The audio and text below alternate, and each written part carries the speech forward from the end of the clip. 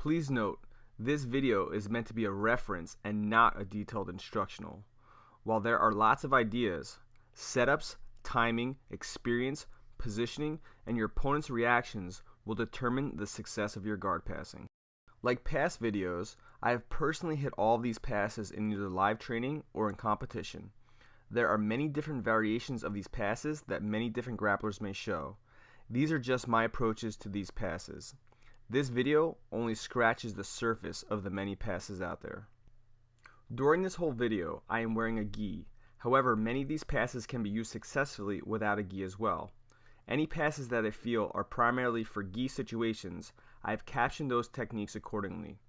If you enjoyed this video, please like it on YouTube and share it with all the grapplers around the world. I like to have my hand on my opponent's sternum, then I open my knee up first, then I shuffle my knee underneath their butt, putting pressure down so I can open up their legs. When I'm done doing this, I like to end in a combat-based style position. I also like to open up my opponent's guard by pushing their belt into their face, pushing my hips back so I can make space for the combat-based position. It's extremely important to be able to open up your opponent's guard from the feet if you can't open it from the knees. I like to pull at their sleeves, step up with that side first, and then bounce so I can open up their legs. I'll also keep a low posture so I can pop up to my knees and then quickly reach back so I can break the link at my opponent's ankles. Another favorite of mine is to get both of my knees underneath my opponent's butt and then stand up in a squat so I can put pressure underneath their hips.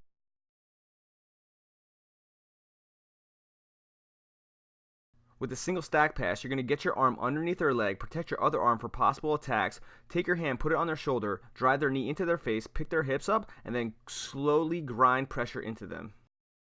If or when you go for the single stack pass, they push on your hips.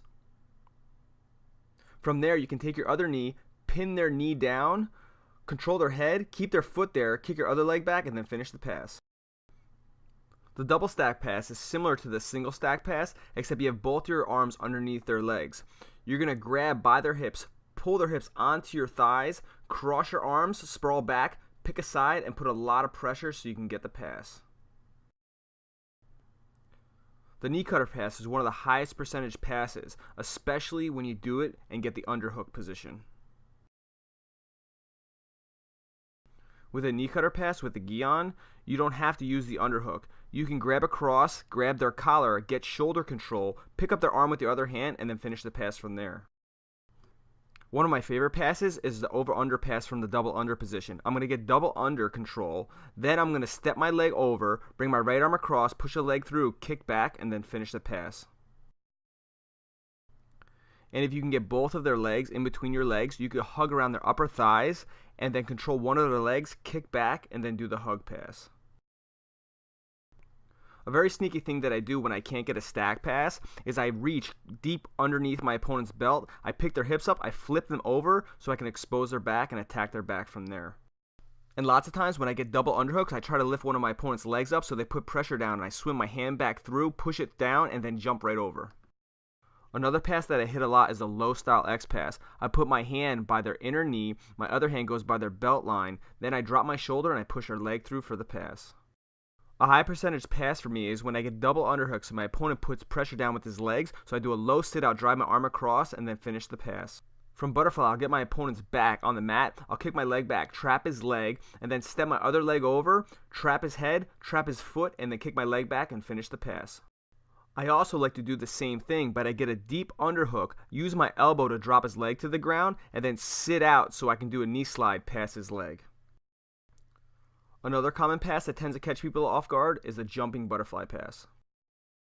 A very good pass is the folding pass where you push their legs to the side, drive your knee through on top of their legs, come forward, and then step up for the mount. A pass I do a lot that catches people off guard from the butterfly guard is the cradle pass. It's very important you grab their chin so you can hit it right. The X pass is a very common high percentage pass. From the reverse de la Hiva X pass position, you can also do the folding pass. The bullfighter will always be a high percentage pass. You can also do it by dropping your hip right down on your opponent. The leg drag is a high percentage pass used by a lot of high level black belts. If you catch your opponent trying to step over and re-guard, you could swim your arm through and finish the pass that way. I also like to step my leg over as I do the leg drag pass. The long step pass is very good when your opponent is holding your ankle. Sometimes it's easy to just step around when your opponent has sitting guard on you. I also find opportunities to get the underhook so I can step around and then get the back.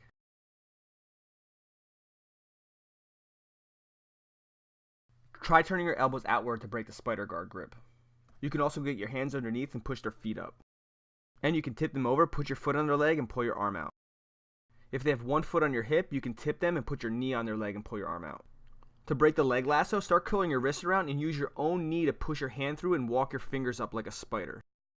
You can step on their leg, free your arm, and then push their leg by. You can also grab their sleeve, step on their leg, free your arm, switch your hand, pull their leg and their arm, and get the pass. I like to get both my hands underneath their legs, push their legs over their head, and then fight for their back. You also have opportunities for the bullfighter pass.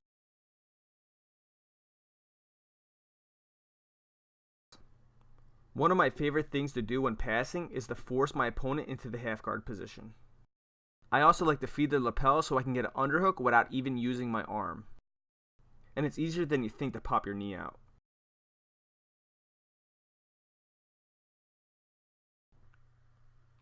When you pop your knee out, you have the knee cutter pass sitting right there. And remember, with the gi, you can feed your hand to their collar, get shoulder control, pull up on their arm, and then finish the knee cutter from there. My favorite pass from half guard is a long hug pass. A lot of people will just bridge into you, opening up their legs, and then giving you the pass from there. And if they don't open up their legs and bridge into you, it's pretty easy to pry your leg out and get the pass still. The pass where you sit your hip right next to them with your knee up is also a very high percentage. You can also step your body back the other way, get head control, use your foot to pry your foot out, and get the pass that way. And when you do this, if your opponent starts bridging into you, lots of times they leave the mount position right open. The underhook is a very strong position from half guard. Push your head into the side of their face, use your foot so you can pop your knee out, and then get the knee cutter pass. You can also use the underhook in the foot wedge position so you can drop your knee right for the mount. And if you can't get the knee cutter position from there, you can always drop back for the mount position. If their leg is low from Z half guard, you can put pressure down on their leg and then wait for them to get regular half guard so you can go for the knee cutter. And if their leg is up by your sternum, you also have the shin cutter from there. And something I've been doing a lot lately is a leg drag from this position. And for a lot of people, the leg lace pass still works. Thank you for watching. Please show your support by subscribing to my YouTube channel.